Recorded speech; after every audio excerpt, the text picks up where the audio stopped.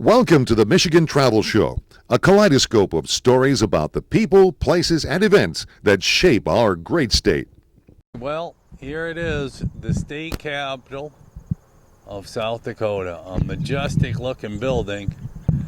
It's closed now. It's Saturday evening. Got a couple of huge left and right wings on it, typical Capitol building style. And it says it was built in 1908. And of course they have the Constitution on a plaque here out in front of it. Pretty cool. A little bit of the history of the Capitol. Pierre, they had a vote, and Pierre won the election in 1889, 1890, and 1904. And then they built it. Here's a complete view of it right in front of us here. Wowee. Majestic looking building. Completed there in, I believe, 1908. So, and anyway, here are the beautiful grounds. It's getting near dusk of the Capitol grounds. And across the way, a majestic looking building, a Soldiers and Sailors World War Memorial. Pretty cool. Beautiful looking building, once again built probably right around the early 1900s. Well, every state has a Liberty Bell, and here's one here. Liberty Bell here in Pierre, South Dakota. Okay, well, this is called Hyde Lake. It never freezes. They say there's artesian wells underneath it, and it brings up the water at 92 degrees out of the earth.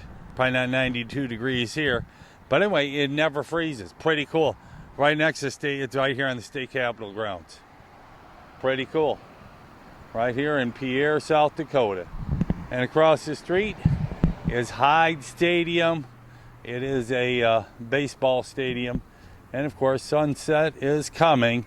It's hilly in this part of town. There's a monument to sailors, soldiers, Air Force people, women, all in the service over the course of America's history, defending America around the world. Okay, here is the artesian well kicking. The water's coming deep out of the ground, and I can tell it's 92 degrees. I can smell the sulfur in it. It's right here at the War Memorial. Here's the monument here, dedicated to all men and women wounded in all our wars, and combat veterans, wounded combat veterans since 1782, since the Revolution all the way to now. The stone is red for the blood they shed. The medal I bear is my country's way to show they care. If I could be seen by all mankind, maybe peace will come in my lifetime. And here's a monument to emergency medical services, to law enforcement officers,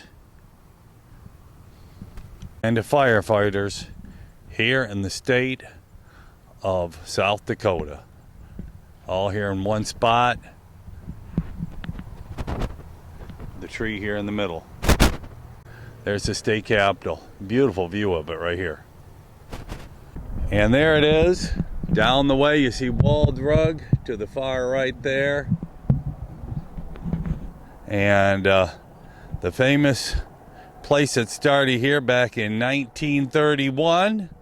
It's still early morning, so not too many people, and the place isn't even open yet, as I'm headed to the Mount Rushmore National Monument. Okay, well, I'm here at the entrance of Mount Rushmore National Monument. We're going to go see this iconic monument here in just a few more minutes. So, just drove across South Dakota, and now we're here finally. So, here we go. Okay, well, we're here at Mount Rushmore, America's most iconic monument. Pretty cool here. View of the presidents there: Washington, Jefferson, Roosevelt, and Lincoln. Man, that's pretty cool. And they did this. Here's the amphitheater down here. They have a show every night here. You're going to be going into the sculptor studio to see how this thing was created and the sculptor who did it. And he also, Borglum, he also worked on the Stone Mountain Confederate Generals sculpture on Stone Mountain, Georgia. Here's the sculptor studio. So Borglum ideas, imagination transformed a mountain into a national memorial. So you are here. With the plan. Dylan. So this is the sculptor's studio. So we put this clay mock thing here,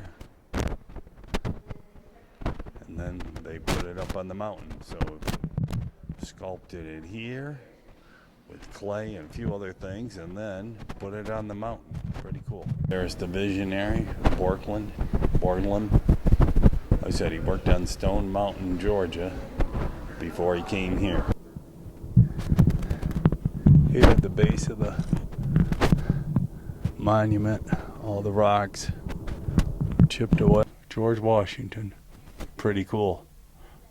On the spot in the rocks here. They have a youth exploration area here too. I've been walking along the trail right there.